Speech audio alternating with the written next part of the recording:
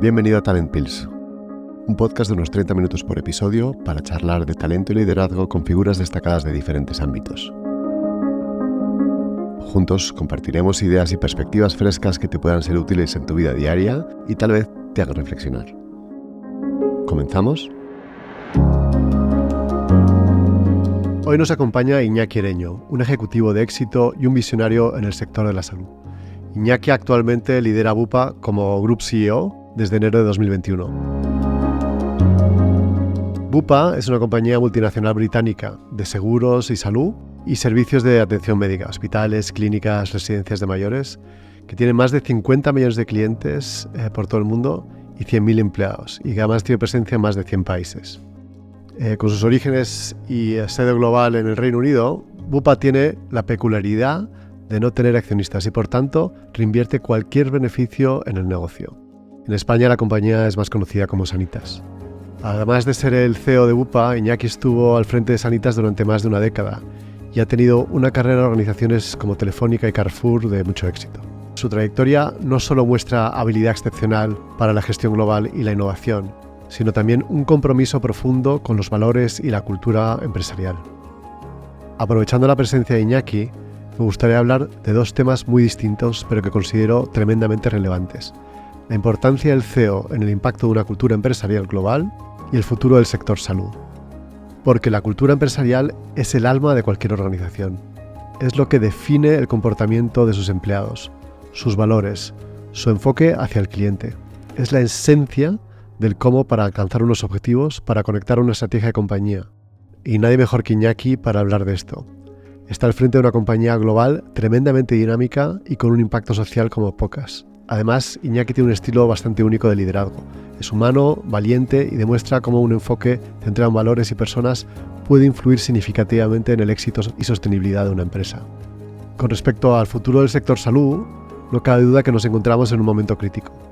La pandemia ha acelerado la transformación del sector, ha cambiado las expectativas de los pacientes y las tecnologías exponenciales como la inteligencia artificial han planteado desafíos y oportunidades antes inimaginables.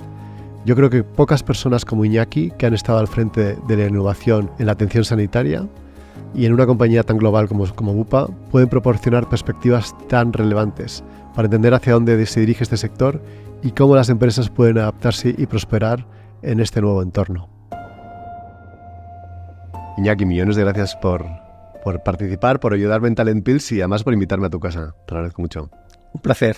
Sabes que me encanta verte, Luis, o sea que un placer. Es que me encanta verte en España, te echamos de menos, y eso que estés en Londres no nos gusta a muchos porque te vemos menos, ya lo sabes. Sí, no, muchas gracias.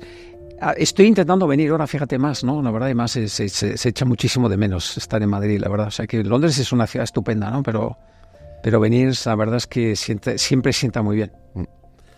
Y ahora con el buen tiempo es otra cosa así. Bueno, sí.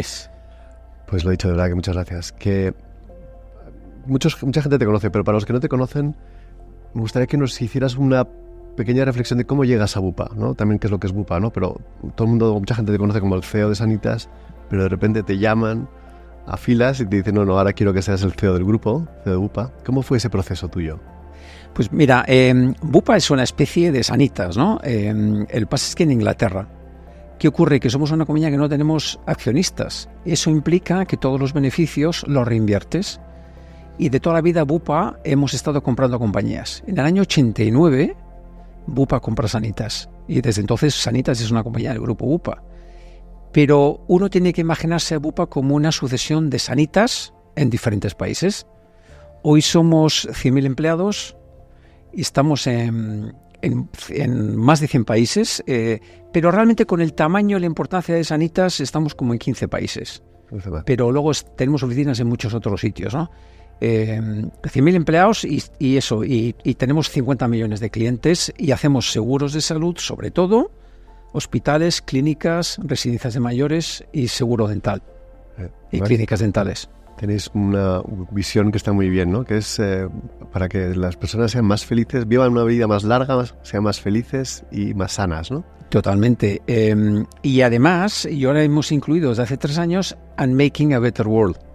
Muy importante. Que bueno, es el elemento también de vinculación entre la salud del planeta y la salud de las personas, ¿no?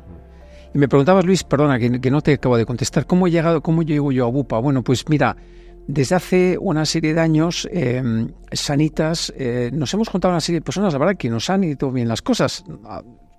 Hay que decirlo en voz alta. Por el mérito de mucha gente que llevamos muchos años sirviendo a Bupa y a sus clientes y a Sanitas desde hace muchos años, ¿no? A finales del año del 2020, principios del año 2021, Bupa decide cambiar de consejero delegado. Y entonces, bueno, tuve la suerte que me lo ofrecieran. Yo ya pensaba que yo ya había terminado mi carrera profesional prácticamente, ¿no? Tuve la suerte que me lo ofrecieran y nada, y aquí estoy. Pero es algo que no es habitual. Me encanta que cada vez ocurra más que en compañías anglosajonas acabéis siendo un español, ¿no? El que al final sea el que lidera a nivel grupo una compañía, ¿no? Bueno, yo creo que aquí hay un elemento, yo lo noto en Inglaterra, hay mucha admiración por el ejecutivo español. Uh-huh. Y yo creo que una de las cosas que ven es que somos muy directos y muy basados en el delivery. Yo es un comentario que he oído repetidas veces y yo creo que en este caso fue así. Es decir, no hace falta que te diga, en el año 2020, pues la compañía tenía alguna que otra dificultad, no muy grandes, la verdad, pero la tendencia, por ejemplo, la tendencia no era buena. Entonces necesitábamos a alguien pues que realmente dijera las verdades del barquero, pusiera un plan y se pusiera aquello a cambiarlo de dirección, ¿no? Y por eso entonces esto es un español, funcionaba bien. Desde luego, Sanitas es un referente en España y lo que habéis conseguido, ¿no? Y lo que decía al principio en la intro, que lo que marcaste como cultura organizativa y lo que marcaste en Sanitas claramente tuvo un papel, ¿no? Y que lo que decía, que al final la figura del CEO es lo que hace que estas cosas sucedan. O sea, que una cultura corporativa empieza por el primer ejecutivo, ¿no? ¿Cómo fue ese proceso tuyo de ser capaz de llevarlo a Bupa? ¿Cuál crees que ha sido tu papel como CEO de Bupa a la hora de implantar una cultura corporativa parecida o no a la que tenías tú en Sanitas? Pues mira, yo creo que aquí hay, si quieres, como dos elementos, ¿no? Un primer elemento es que uno tiene que ser consciente para qué está, ¿no? Yo creo que los CEOs, y yo creo que también pasa un poco esto con los ejecutivos españoles, que yo creo que sabemos mejor la teoría de lo que es nuestro trabajo. Y yo creo que el primer tema fundamental que tiene que hacer un CEO es asegurarse que el core de la estrategia es el que es y que uno convive muy bien dentro de ese core. Es decir, nosotros esto le llamamos el Strategic Chassis. ¿Vale? Entonces, básicamente aquí tiene tres elementos: el propósito, la ambición y los valores. Los valores, por ejemplo, yo cuando llegué teníamos una lista de 7 valores que yo creo que nadie recordaba, los 7, y el que más recordaba igual recordaba 4. Hemos cambiado a 3 valores, que ahora mismo es ser valiente, ser cuidadoso y ser responsable. En inglés, brave, caring and responsible. Ahí tú tienes que sentirte verdaderamente vinculado con aquello que tú serás, y aquello siempre me ha representado bien, ¿no? Por lo tanto, creo que eso es muy importante, que los españoles tenemos la lógica del CEO probablemente mejor organizada en la cabeza, y eso luego tienes que seguir uniendo, como dicen ellos, joining the dots. Tiene que haber una estrategia que entonces está encajada con esto, unos números que son consecuentes con estos, una organización que es consecuente y unos incentivos. Y yo creo que unir todo eso es lo que he estado haciendo yo en los últimos 3 años, y que yo creo que los españoles solemos hacer bien. Y luego hay otro tema fundamental, que es decir las verdades del barquero, ¿no? Nosotros venimos de una cultura, Bupa ha sido una cultura un poco paternalista, de no hablar a los empleados claramente, ¿no? Y yo creo que eso también, yo creo que los españoles lo hacemos bien. Nosotros a finales del año 2020 teníamos una disciplina financiera que dejaba un poco que desear. Ahora estamos mucho mejor, la verdad. Y es, claro, no es lo mismo, entiendo, liderar una filial, que es una filial enorme, como Sanitas. A lo mejor tú tienes una capacidad de llegada mucho más directa al empleado, incluso a la hora de talento y a la hora de definir quién entra y cómo entran y esos valores, que estar en una compañía, ya son 100.000 empleados, donde tienes 100 geografías, con muchos países con mucha relevancia. Mantener esa cohesión, ¿cómo lo haces? Poder mantener asegurarte que esos 3 valores que dices son relevantes en cada uno de los mercados y llega al final a cada uno de los estas. Pues fíjate, yo creo que efectivamente el trabajo es diferente, ¿no? A mí me ha cambiado. Antes era un trabajo mucho más ejecutivo y ahora es menos ejecutivo. Aun cuanto yo soy el Group CEO, teóricamente el más ejecutivo de todos, pero el trabajo no es exactamente Pues mira, una de las cosas también ayuda que yo haya estado en esta industria por muchos años, para saber que la estrategia siempre es local. Nosotros en ninguno de los países en los que operamos hacemos exactamente lo mismo. Entonces, por lo tanto, la estrategia que diseñamos a principios del año 2021 era una estrategia paraguas. Y siempre hemos dicho, detrás de esta estrategia está la adaptación local.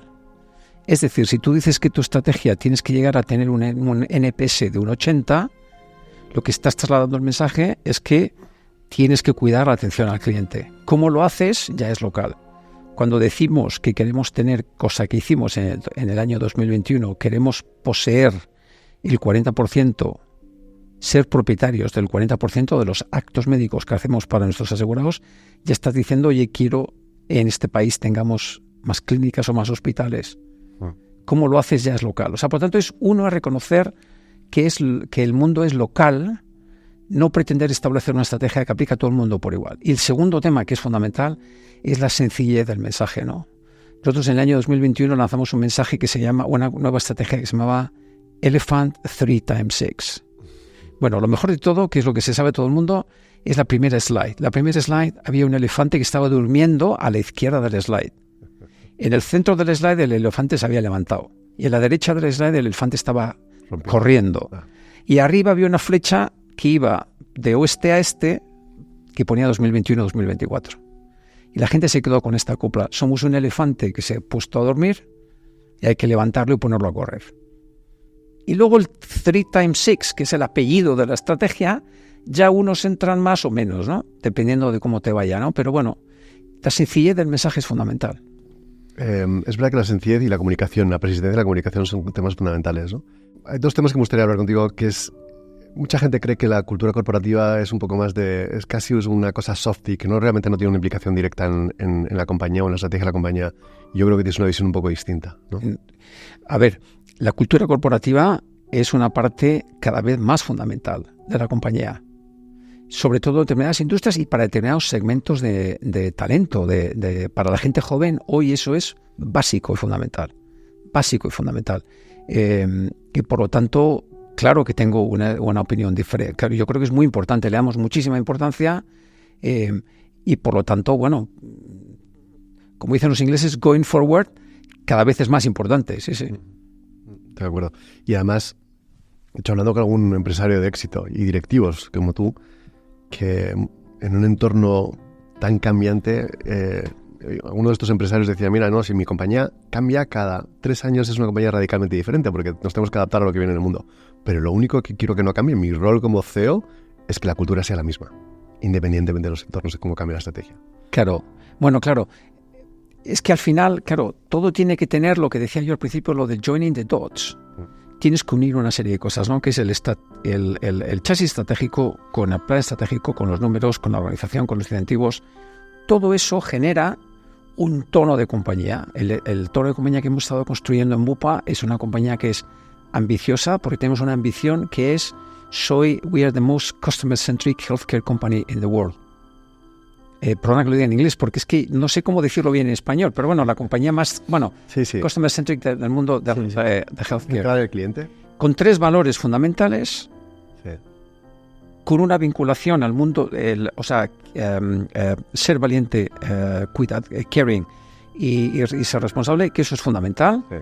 Y todo eso en un entorno muy cambiante, porque nuestra industria tiene un elemento de gestión diaria de lo que llamamos el run, pero y un change enorme. Claro. Nuestra industria está en una transformación bestial. Para eso tienes que montar una compañía que sea poco jerárquica, una compañía que cuide de sus empleados totalmente, ¿no? Una de las cosas que hemos hecho, por ejemplo, que yo estoy muy orgulloso, fue en el segundo año asegurarnos que todos los empleados de Bupa en el mundo, todos, tienen cobertura médica facilitada por Bupa, cosa que antes no pasaba. Claro. O sea, es decirle a nuestra gente, no, obviamente que me preocupo por ti, claro que sí, y obras son amores, ¿no? Sí. Y sobre todo después del COVID, ¿no? Con todo lo que ha hecho la gente, ¿no? Pues ahora todos los empleados de Bupa tienen cobertura médica facilitada por la compañía, cosa que antes no pasaba. Y los 3 valores que mencionas, que yo creo que están muy alineados en un entorno de cambio, ¿no? Como estabas diciendo vosotros, ¿no? Porque el ser brave, el caring y el responsible es una cultura muy cercana al mundo del aprendizaje. Porque eso significa que estás fomentando que la gente pruebe cosas de una manera autónoma y que pueda tener errores, ¿no?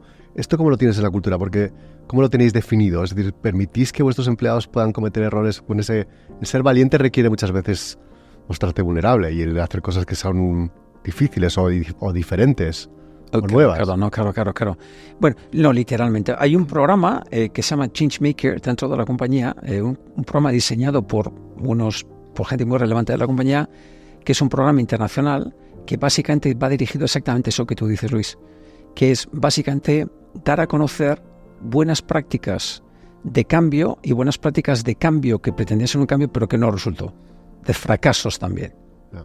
De tal forma, primero para relativizar y sobre todo para potenciar el mensaje de que hay que hacer cosas para poderte equivocar, ¿no? Nosotros veníamos de una compañía, fíjate tú, hemos sido una entidad regulada en Inglaterra. Es una compañía muy conservadora, ¿no? Entonces, cambiar todo eso, pero incluso fíjate, ni cambiarlo. Porque mira, aposta, por ejemplo, el elefante. ¿Por qué elegimos el elefante? Primero porque éramos un elefante que se puso a dormir. Pero segundo es porque el elefante es el único animal que cuando corre mantiene siempre una pata en el terreno.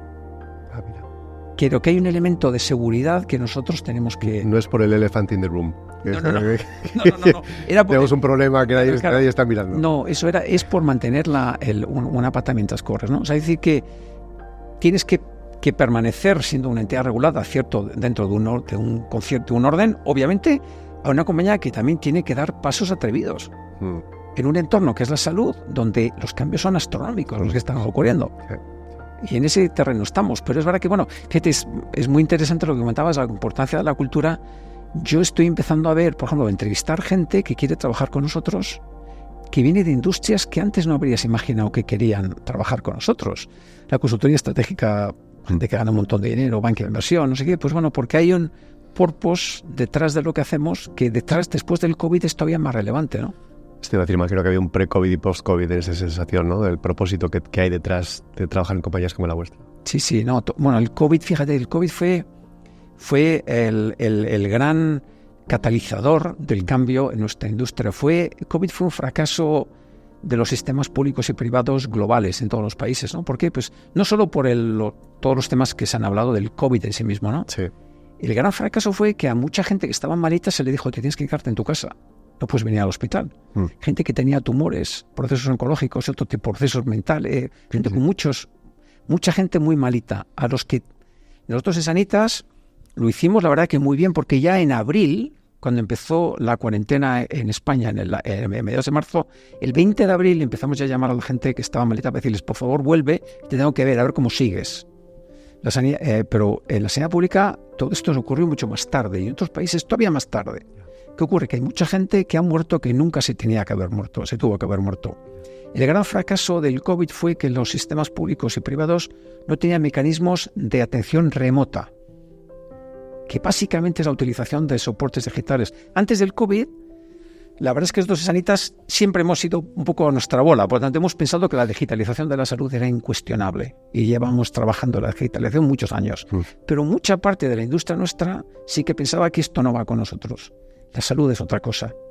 Esto no se va a digitalizar. Esto el médico tiene que ver al paciente. Y juegue que no. Entonces ahora mismo yo creo que si hay otra pandemia de este tipo, la situación será diferente. Sí. Porque ya hay sistemas de detección remota que antes no había. No, eso yo creo que ha cambiado radicalmente la forma de verla. Sí. Oye, y un tema que me gustaría conocer tu opinión, que está ligado con lo que estamos hablando, ¿no? Porque cuando hablo con muchos ejecutivos y cuando hablo un poco de lo que hace que un equipo sacar lo máximo de tu equipo, lo digo que está relacionado con los valores que tú tienes, ¿no? Hay gente que piensa, no, para sacar lo máximo de mi equipo necesito exigirles al máximo. Necesito meterles mucha caña y necesito que se sientan incluso muchísima presión. Casi un entorno muy militar. Y otros dicen, no, para que sacar lo máximo del equipo necesito que se sientan muy seguros, que estén muy tranquilos, que tengan un emotional safety, lo digo en inglés, para que puedan probar, equivocarse y es donde ellos van a dar lo máximo, porque en el otro pues estar más cerca del miedo y por el miedo pues les tengo un poco capados, ¿no? ¿Cómo ves tú lo ves como que porque hablas de ser brave y autónomos por un lado, pero también es la parte del caring, ¿no? Claro. Sí, más el caring normalmente va dirigido a nosotros como pacientes, pero en el fondo también siempre decimos entre nosotros, caring entre nosotros, ¿no? Mira, yo creo dos cosas, Luis. Una, que es fundamental hablar a los empleados como personas mayores, o sea, no ser paternalistas y decirles cuál es la situación. Y luego piensa otra cosa, que nosotros tenemos una situación que es muy atípica, no tenemos accionistas. Nosotros, si lo hacemos mal, se ha terminado. No como otras compañías que dicen, señor accionista, lo he hecho mal, necesito una ampliación de capital porque lo he intentado esto y me ha ido mal. Deme usted capital para seguir. Nosotros no tenemos esa opción. Entonces, por tanto, no podemos equivocarnos. Por eso, por tanto, esto marca un perfil muy concreto de compañía, ¿no? Pero me gusta mucho más de las dos opciones que has dicho, la segunda. Primero, ¿y cómo empieza el proceso? Primero, hablando como a personas mayores. Segundo, dentro de esto, nosotros en el año 2021 le dijimos a los empleados, vamos a hacer un proceso de transformación de la compañía grande. Pero hay dos modelos aquí. Uno, las compañías que hacen la transformación a través de equipos en paralelo, de mucho millennial y mucho esto, o la gente que hace la transformación desde dentro. Y les contamos, creemos mucho en la transformación desde dentro. Y les explicamos en qué consistía. Hay que hacer estas tres cosas. Y todos vosotros podéis. No me importa que lleves 20 años aquí. Está el tren en la estación, súbete. Y ya hablaremos en el trayecto. Sí. Si no te gusta el tren, también lo puedo entender. Oye, si esta no es tu compañía, no pasa nada. Quiero decir, pero súbete, te animo a que te subas. Y la mayoría de la gente se subió. Entonces la transformación ha pasado desde dentro. Y desde entonces hacemos mucha comunicación. Y eso es fundamental. Y cuando diseñamos la estrategia en el año 2021, hablamos con muchísimos empleados. De hecho, en la actualización del purpose de la compañía, que antes era Longer, Healthier and Happier Lives, ahora es And Making a Better World, eso salió de los empleados. Eso no es una cosa que yo haya dicho, a mí me pareció muy bien, pero quiero decir que es un tema que salió de los empleados. Entonces, hablar con ellos muchísimo. Y luego, claro, un tema fundamental es vincular todo que esté vinculado, como decíamos antes. Es decir, los incentivos, la forma en que los incentivos estaban antes organizados, eran más basados en el run, que decíamos nosotros, en lo que es el día a día. Sí. Ahora, si hay una agenda de cambio, los incentivos tienen que estar vinculados. Eso también, claro. Y una vez que está todo conectado y la gente las habla como gente mayor, la gente se vincula fácilmente, ¿no? Qué bien. Y aparte yo creo que es la única manera de hacerlo. Intentar pensar que todo esto es a través de traer gente de fuera es inviable. Es inviable. Y yo recuerdo de haber hablado con algún CEO de algún banco en el pasado y tal, y me contaban que estaban haciendo esto, a mí se me ponían los pelos de punta. Porque además yo pensaba, si yo fuese uno de esos empleados no me gustaría nada, porque yo soy el antiguo ya, el fósil, la historia, joder, pues oye, qué mal, ¿no? Me has puesto ya en la puerta de salida, no. Y además si piensas quiero decir, aquí hay tres grandes temas. Uno que es trabajar. Hay tres elementos. Uno, trabajar con datos. Pero trabajar con datos puede ser un ingeniero de datos muy sofisticado o básicamente una persona que consulta una serie de datos y piensa sobre los datos. Eso es lo que queremos la mayoría de la gente y eso lo puede hacer cualquiera. Hay un segundo elemento que es trabajar transversalmente y para eso desde hace mucho tiempo ya montamos equipos transversales para poder opinar entre nosotros, ¿no? Y luego trabajar, puedes decir, quiero ser muy agile, pero agile ya sabemos que es una disciplina muy difícil para determinados entornos. Nosotros lo que dijimos es que hay que trabajar un poquito más deprisa. ¿Quién te puede decir que no a trabajar un poquito más deprisa, trabajar más transversalmente y trabajar consultando datos? Entonces, trabaja sobre estos tres elementos, formas a los empleados y todo el mundo está welcome, por supuesto. Entonces, todo el mundo evoluciona juntos, el tren parte y el tren va a buen puerto, ¿no? Sí, no, yo sois un ejemplo que lo habéis hecho muy bien. Yo la conclusión que después de hablar con mucha gente sobre esto que te decía, esta dualidad, no creo que estén en un mismo eje, no son excluyentes. Yo creo que se puede ser muy exigente y dar mucho emotional safety. Yo creo que ese es el truco. Bueno, pero literalmente, no, pero por supuesto, este es el plan y ya está, y ojalá te guste. Insisto, es el tren que está en la estación, súbete. Sí. Vamos a hacerlo. Sí. Y si pues te quedas en la estación, pues oye, tampoco pasa nada. Pues oye, ya encontraré. Sí. Y de nuevo, esto que hablábamos, la cultura, no es un lirili detrás de todo esto. Es que esto realmente maneja los comportamientos que hay detrás de los empleados, la fila, los comportamientos de los líderes de la compañía, y lo que estáis definiendo es cómo se quiere llegar a cabo, ¿no? Bueno, totalmente, ¿no? O sea, tener una compañía, tener una estrategia que es una estrategia aterrizada con unos objetivos muy concretos, con unos KPIs de seguimiento y con unos plazos, pues eso es fundamental. En coherencia con los empleados. Claro. Y todo esto conecta, Luis, con lo que habíamos dicho al principio, que es por qué yo veo que hay muchos ejecutivos españoles que la verdad es que les va muy bien, Yo creo que es por esto, fíjate.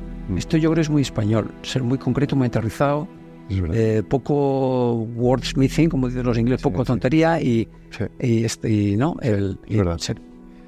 Y me encanta que digas que cada vez somos más valorados fuera. Yo estoy de acuerdo, pero que poco a poco. Sí, yo creo que sí, me dicen los españoles son estupendos porque yo soy español, pero de verdad que creo que no. Creo que de verdad que sí, porque hay mucha gente que lo está haciendo muy bien, ¿eh? Sí.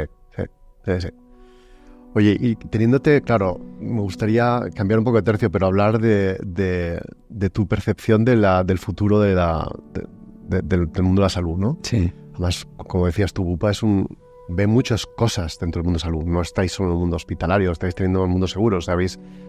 Tenéis el mundo de los mayores, el mundo dental, o sea, tenéis un montón de cosas que son muy diferentes, ¿no? ¿Cómo ves tú la evolución? Pues mira, en el futuro de la salud hay si quieres, como dos grandes periodos. Uno, el futuro cercano y el futuro un poquito más lejano. El futuro cercano es un poquito problemático. ¿Por qué? Pues porque después del COVID, los sistemas públicos de salud no se han acabado de recuperar. Y esto es una situación que en España es muy clara, pero pasa en muchos sitios. El NHS en Londres es paradigmático. Sí. En Londres hay muchos estudios que están calculando sistemáticamente cuánta gente se muere que no se tenía que haber muerto, básicamente porque el sistema público no está funcionando como debería funcionar. Entonces, en esa simbiosis entre sistema público y sistemas privados, hoy hay muchos desajustes y eso nos van a llevar 2 o 3 años como poco, o igual más. Esta es la parte, si quieres, del futuro cercano. El futuro más lejano yo creo que es espectacular. O sea, la gente va a vivir más años, como dice nuestro propósito, lo del Longer Health and Happy Lives. Yo creo que eso va a ocurrir. Yo creo que la digitalización de la sanidad es un elemento fundamental. Vamos a por fin tener una salud preventiva, personalizada. Toda esta serie de cosas que antes soñábamos con tener, todo eso se va a tener, ¿no? Pero hay que pasar este Rubicón de los sistemas públicos de salud, que las listas de espera que hay que son absolutamente inaceptables. Es terrible, hay gente que se muere que no se tenía que morir y eso la gente lo tiene que saber, porque eso hay que arreglarlo. Y eso ocurre en toda Europa, ¿no? No es un caso... No en todos lados. Ya te digo, en Inglaterra, no en todos lados. Absolutamente en todos lados. Pasa en España, pero en todos lados. En España, lo que es un poco peor es que en España no se puede ni hablar. Ya. Por ejemplo, en Inglaterra, el sistema público, el NHS, es una parte de la idiosincrasia de la cultura inglesa. O sea, y la gente adora el NHS. Pero lo critican furiosamente y no pasa nada. Entonces hay planes y tal. Aquí en España el problema es que eso casi no se puede ni hablar. Eso es lo triste. Con lo cual no se puede hacer un diagnóstico, claro, ese es el problema. No, claro. No, en diagnóstico nadie se pone de acuerdo en hacer un diagnóstico, no. Sí. O sea, en Inglaterra ahora mismo hay estadísticas semanales de cuánta gente se muere en una sala de urgencias porque no se le ha atendido a tiempo. Y de eso se habla. Aquí sería inviable. Eso es lo penoso. Sí. Y luego hablas un tema que creo que es muy importante, que es empezar a ver el mundo de la salud mucho más como prevención que como curación, ¿no? Y es la única manera de llegar a unos... Porque la curación es mucho más cara que la prevención. Claro. Entiendo. No, claro. Y la prevención va unido al elemento de la personalización. Es decir, que si tú, por ejemplo, ahora... tenemos un proyecto ahora mismo, estamos secuenciando el genoma de 15.000 personas, ¿no? En varios países. Básicamente, si tú tienes ya una buena pista de cómo una persona viene por dentro, cómo viene su salud, puedes hacer un plan. Y con ese plan ya vas montando hitos y vas haciendo un seguimiento para que esta persona idealmente no se ponga enferma, ¿no? Todo eso ya empieza a ser una realidad. Ya es una realidad en parte, si quieres, porque muchos de los problemas de la prevención es la coordinación sanitaria, la anticipación. Por ejemplo, Sanitas tiene 400.000 personas metidas en planes de salud. Por ejemplo, si eres diabético, uno de los problemas es cómo oriento yo la gestión de mi diabetes, ¿no? Entonces, cuando tienes un coach que ya te está ayudando, ya puedes prevenir. O sea, ya hay muchos elementos de la prevención que están pasando. Pero el elemento prevención, como voy a evitar que te pongas malo, está cercano, pero todavía no estamos ahí. Pero está cercano.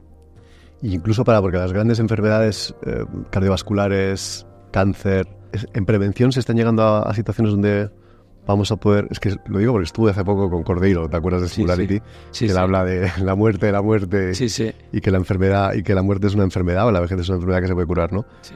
Lo habla de una manera, ya sabes, muy apasionada, pero ¿crees que cómo estamos de lejos de ser capaces de prevenir ciertas enfermedades que son, bueno, un porcentaje muy alto de nuestra... Y mira, yo O sea, 3 comentarios aquí, ¿no, Luis? Uno primero es, se hacen muchas cosas. Por ejemplo, mira, nosotros Sanitas ha estado gestionando la concesión del Hospital de Manises en Valencia durante muchos años, ¿no? Y ahí había un programa donde se había cogido gente con padecimientos cardiovasculares y gente que tenía sospecha de. Yeah.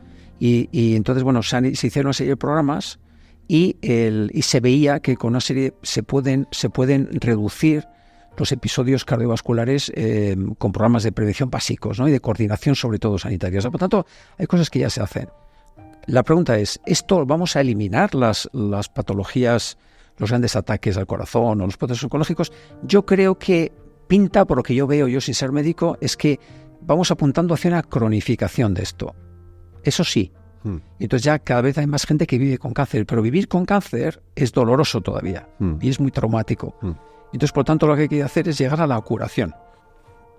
¿Cuándo llegaremos? Pues bueno, antes del COVID había mucha fantasía. La gente, los especialistas ponían fechas. A partir del 2025 no va a ocurrir nada. A partir de no sé qué.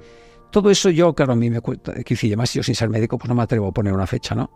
Pero el COVID se ha llevado mucho presupuesto y mucha energía de investigación sanitaria, ¿no? Yeah. Y ahora todo eso tiene que estabilizarse y tiene que volverse a reactivar, ¿no? Se están reactivando en muchos sitios, ¿no? Pero no se ve todavía la energía que se veía antes del COVID con respecto a cuándo se va a evitar ya una muerte por cáncer, cuándo se va a evitar que una persona tenga demencia, todo esto. Todavía yo no lo veo, vamos, pero llegará. Yo no me atrevo a opinar como Cordero lo de estas cosas, pero sí que es verdad que se avanza muchísimo. Sí, o sea, pero has dicho que llegará, ¿eh? Que llegará. Llegará, estoy seguro, ¿eh? Sí, ¿no? Sí. Y luego lo que él decía también es que el gasto en curación es significativamente más alto. O sea, que todos los problemas que tiene detrás la Seguridad Social relativo al cuidado cronificado, si se puede llegar a evitar, si consigues no llegar a enfermarte, ¿no? O buscar maneras donde esa enfermedad, o sea, que esa primera célula de cáncer se consiga parar a tiempo. Bueno, pero sin ninguna duda, ¿no? Es decir, que al final, sin ninguna duda, cuanto antes uno sepa lo que tiene, mejor, ¿no? Pero fíjate, es muy interesante también, porque también a los ciudadanos hay que explicarles también que tener buena salud, una buena sanidad es un lujo. Entonces, por ejemplo, también ¿ves? Lo que decíamos antes de que evitar los paternalismos. Todavía hay mucho paternalismo con respecto a cómo hablamos a los ciudadanos.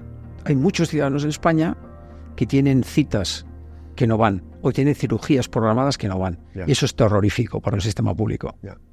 Todo eso va en detrimento de que se pueda hacer una prevención eficaz para que el vecino no se ponga malo. Entonces, por ejemplo, eso hay que hacerlo también. Hay que decir a los ciudadanos, mire usted, si usted no ha venido para esta patología en concreto, yo tenía un quirófano preparado para usted, pues igual ya no le cubro claro. Esta patología en el futuro. Yeah. O sea, hay que llegar a sistemas donde hay que evitar el paternalismo, hay que hablar muy claro, porque el futuro puede ser muy, muy atractivo y muy interesante, pero hay que hacer cosas, creo. ¿Y un consejo que nos darías a cada uno de a esos ciudadanos o líderes de empresas, ¿no? Pero también para sus empleados, de cómo deberíamos tener o gestionar el mundo de la salud de una manera un poco distinta? Nuestros hijos. Fíjate, a mí, Luis, eso ya, claro, fíjate, yo siendo abogado, claro, me da un miedo bestial. Y yo soy usuario de consejos. Pues déjame que te dé uno que fíjate que a mí me ha funcionado bien, ¿eh? Sí. Que es, perdónate. Y eso hay muchos médicos que te dicen, eso es fundamental también. Perdónate y vive tranquilo, no te tomes la vida demasiado en serio. Yo ayer, por ejemplo, fíjate, yo tengo mucho que aprender todavía, pero intento poner en práctica. Ayer estuve comiendo con mis hermanos y mi madre. Nosotros en mi familia comemos sin límite.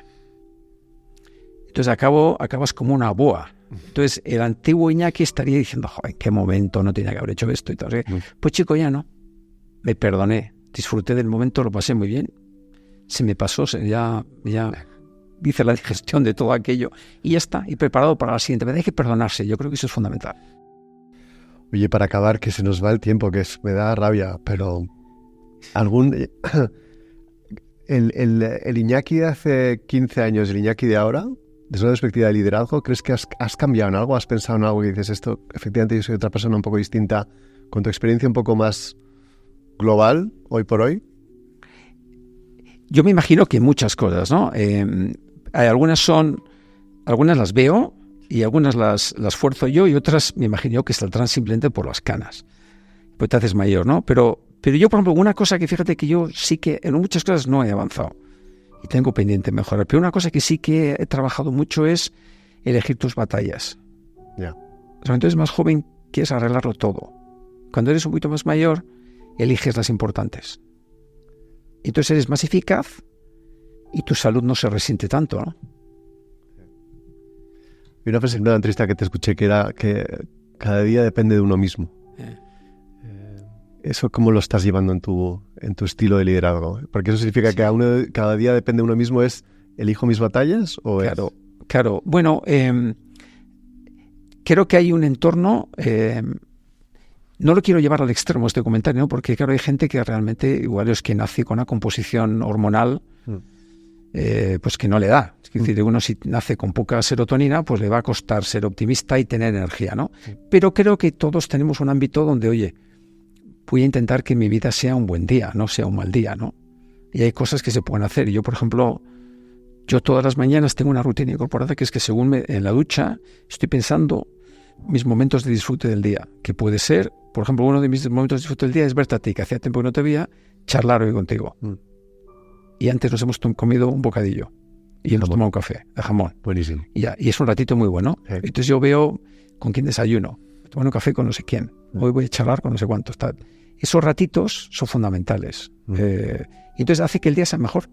Sí, te ayuda a recargar energía, efectivamente. Claro, y bueno. No, me encanta lo de tomarte la vida menos en serio. Yo creo que es un gran lema. Sobre todo los que hemos tenido algún problema familiar serio, efectivamente te das cuenta, te ponen los valores en su sitio y te das cuenta que lo que importa son otras cosas. Y eso es lo que tienes que dedicarle tiempo, familia, los que te quieren. Claro, y eso tienes que estar todos los días, te lo tienes que recordar, ¿no? Porque si no... yo logré meter en la rutina de la ducha el tema de mis ratitos del día, pero todavía no he metido eso que tú dices, esto que te estás sugiriendo. Todos los días recordar que no hay que tomarse la vida demasiado en serio. Oye, millones de gracias, Iñaki. Te seguiré la pista, deseando que vuelvas de España. Ya sabes, gracias a ti. Que vuelvas cuando quieras, pero que vuelvas, para verte más. No, Luis, la gente seguro que se ha dado cuenta, creo que somos buenos amigos y que nos tenemos mucho cariño. Yo te tengo todo el cariño del mundo. Me ha encantado charlar contigo y bueno, sí, aquí, claro, me tenéis en Londres, o sea, eso desde luego. Y aquí también, porque acabo viniendo, hoy estamos haciendo esto desde Madrid, ¿no? Pues cariño y admiración mutuo, sin duda. Y lo que necesites, ya sabes que me tienes para lo que quieras. Lo sé, Luis. Y es mutuo, lo mismo, tú a mí. Bueno. Cuídate. Te lo agradezco. Gracias. Un abrazo.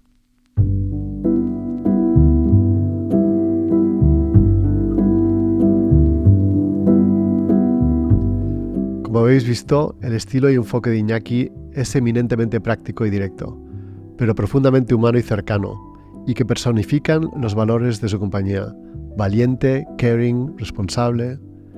Creo que queda claro en esta conversación el impacto que un CEO puede tener en la cultura y estrategia de una organización global. Subraya la importancia de una alineación, connect the dots, como él dice, entre la cultura, la estrategia y los incentivos financieros, insistiendo en la importancia de un mensaje simple, claro y transparentes, porque son cruciales para que cale en la organización. Porque decir las verdades del barquero no solo fortalece la confianza dentro de la empresa, sino que también establece un modelo a seguir para todos los niveles de la compañía, aunque haya cierta dispersión geográfica. Hemos hablado cómo situaciones complejas y duras, como fue la pandemia, ha servido de catalizador de cambio, pero que ha exigido a la organización una capacidad de respuesta rápida y ejecutiva. En este sentido, hemos hablado de los procesos de transformación e innovación corporativa, no solo pensando en adoptar nuevas tecnologías, sino en fomentar una mentalidad de trabajo transversal basada en datos y orientada a la acción, donde Iñaki ha buscado siempre que todos se suban al tren, porque este proceso no puede hacerse trayendo exclusivamente gente de fuera. Y mirando al sector salud, Iñaki anticipa desafíos significativos a corto plazo, pero también oportunidades increíbles en el largo plazo. Existe una necesidad de superar las actuales barreras en los sistemas de salud pública, post-COVID, donde ve ciertos desajustes entre el sistema público y privado, porque sigue muriendo gente que no debería, y donde lo importante es reflejar lo que realmente pasa, para poder atajar el problema lo antes posible. A medio plazo, sin embargo, es muy optimista en cuanto a la capacidad de mejorar la calidad y la duración de la vida humana. El lema de Bupa es claramente viable, según él. ayudar a las personas a vivir vidas más largas, saludables y felices, y a crear un mundo mejor. Me quedo también con sus palabras finales, recordándonos la importancia de no tomarnos la vida demasiado en serio y perdonarnos a nosotros mismos más a menudo. Porque aunque nuestra vida profesional sea muy importante, las cosas que verdaderamente importan rara vez están vinculadas al trabajo.